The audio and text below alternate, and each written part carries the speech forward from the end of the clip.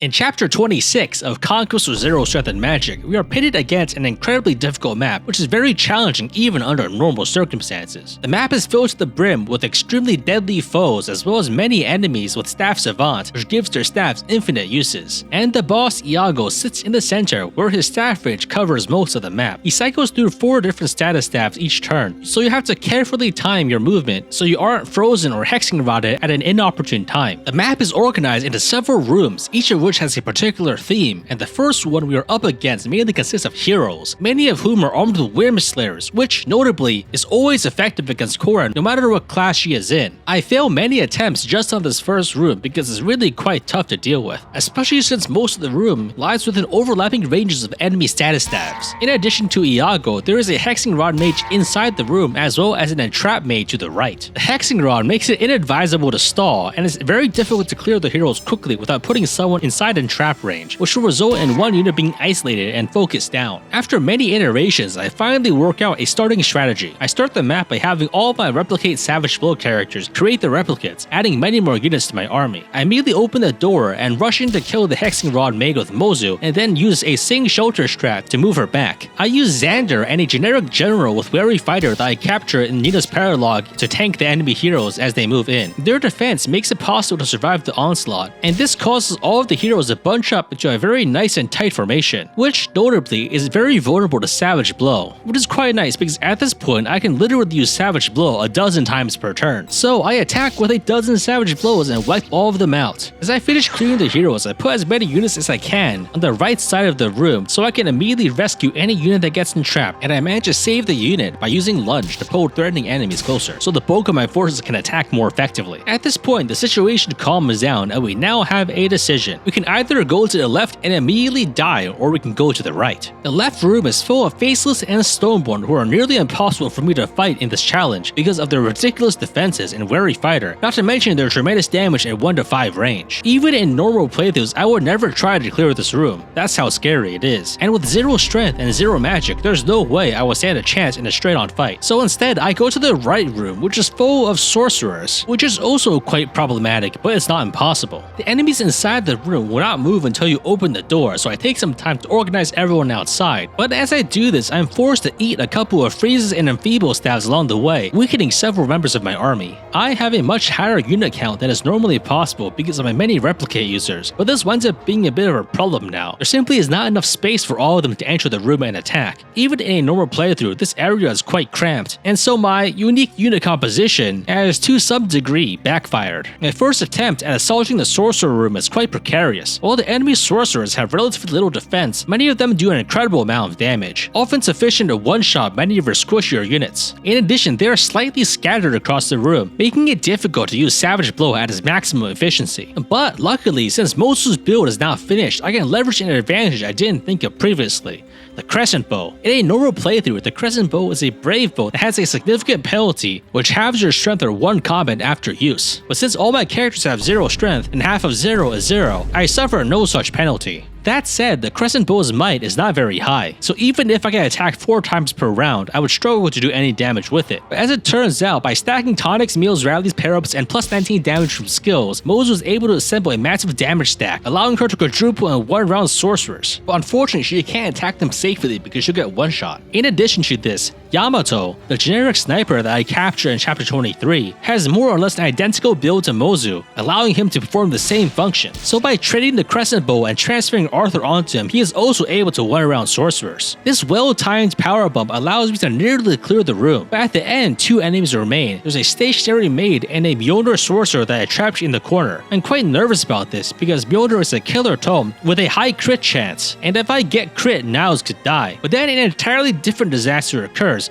where Kaze just randomly dies because a maid one-shotted him with an entirely separate low probability crit that wasn't even on my radar. This isn't something I talked about a lot in these summaries, but Kaze is the one single unit that has been a disproportionate cause of resets for this playthrough. His pathetically low defense and comically low luck, even less than generic Master Ninjas, has caused no end of trouble for me. I'm pretty sure that no less than 20 resets have been a direct result of Kaze being one-shot because of his ridiculously fucking shitty stats. Are you fucking kidding me? How are you this bad? My next attempt at raiding the room goes a lot smoother, but with the additional practice from the previous attempts allowing me to execute much more advanced strategies. This time, I open by having Yamato one-round a sorcerer with the crescent bow and transfer the crestbow Arthur to Mozu, which notably also transfers some of the build-up shield gauge to her, allowing her to safely attack a sorcerer that could otherwise one-shot her. I then have Azura sing for Mozu to kill another sorcerer and then use a shelter and transfer to refresh Azura's action to sing again for Mozu to kill yet another sorcerer. I then use lunge multiple times to shove sorcerers over the wall, putting them in range of my other units that otherwise cannot attack this turn. With all of these more advanced moves, I cleared the room quite decisively, and I even managed to capture one of the maids for S-rank Patrol Staff shenanigans on the final map. The final room on this map, adjacent to the Seize Point, contains a very large number of berserkers and generals, who are all incredibly tough and have a lot of HP. Moreover, fighting inside the room is a death sentence. There's not nearly enough space for me to use all my units, and the entire room is within the range of 2 free staff users as well as Iago staffs. So I decided to take the easy way out, which as always involves human sacrifice. The general I used to help me tank the first wave now doesn't really do much for me, so I have him break down the door, which is a slow process because he has 0 strength. While he does this, I have my entire army retreat to the starting room, which is the ideal staging ground for my defense, because the area is extremely open and is outside of enemy staff range. Once I'm prepared, I have the general break the door and he is immediately beaten to death with hammers. 5 generals and 5 berserkers emerge from the room to attack me, and as they do, I make sure to block a reinforcement wave from the upper right stairs with my wyverns, after which I immediately use pair-ups to rocket boost them 16 tiles away in one turn. The second wave of reinforcements spawn, consisting of 3 sorcerers and a free staff maid who could be a big problem if they bunch up with the generals and berserkers. To stop the maid from freezing me, I exploit a quirk of the AI. Enemy status staff users would generally prefer to attack if possible, even if they could use their status staff, and I'm able to use this behavior to bait the maid into attacking Mozu, who immediately counterattacks and kills her. I continue backing off to pick off the 3 sorcerers before the main force arrives. I have everyone hide in the fringes of the room, just barely outside enemy ranges, ready to pounce. All of the enemies move in a single file line, which is not an ideal formation for me to attack into, but it's good enough. I'm actually able to one-round the berserkers because of the relatively low defense and resistance, and I use lunge to repeatedly reorganize the generals to maximize my movement options and to increase my savage blow damage. With further reorganizations, my savage blows increase in efficiency and cascade into continual kills on 1 HP enemies, and after a dozen savage blows are landed, the formerly formidable formation is reduced to ashes, leaving no trace of their existence behind. I then take a while to heal everyone up to full HP by using Azura's passive, as I have literally no money left for healing staff uses, and then move to take on Hans, who only has a few defenders left. Once you start fighting Hans, more generals and berserkers spawn as reinforcements from the bottom. These combined with the enemies in the room would form a similar force to the group that I just faced, but luckily most of these enemies can be easily blocked. I smuggle several of my units through enemy ranges to block through the 4 stair tiles, so only a single reinforcement spawns. The ensuing fight is so one-sided that it's not worth elaborating on, and I kill Hans to take the Argomir, which despite being an S-rank weapon with high might, is not useful for me, because no one that is worth using can wield it. Now all that remains to complete the map is to defeat Iago, who is quite threatening because he wields the Excalibur tome and has a hefty crit chance, but unluckily for him he wields a tome, meaning that Tomebreaker Duelist Flow Jacob can attack him in complete safety because Iago will have 0 hit. Iago is slain and I'm able to claim the treasure from the end of the map, which includes the Excalibur tome, 20,000 gold, an angelic robe, and the S-rank Patrol Staff, which can be used to resurrect a single character that has fallen on the current chapter. At this point, I have more or less completed the map, but my job isn't done. There is one critical piece of loot that I desperately need, which is the Spy Shuriken, the only 3-ranged weapon in this route. Unfortunately, it is guarded by Faceless and Stoneborn in the left room, which is perhaps one of the most deadliest rooms in the entire game. To reiterate, even in a normal playthrough, I never try attacking this room, and I cannot even dream of doing so with 0 strength and magic. But I don't need to defeat all the Stoneborn. All I need is to grab the treasure at the chest inside the room. There is probably a sneaky method that you can use with pass to sneak past all the enemies and then immediately seize, but I decided to use a much more tedious, but more importantly, much funnier strategy. Stoneborn have incredibly high defenses, crazy damage, and 1 to 5 range, but they do have one disadvantage: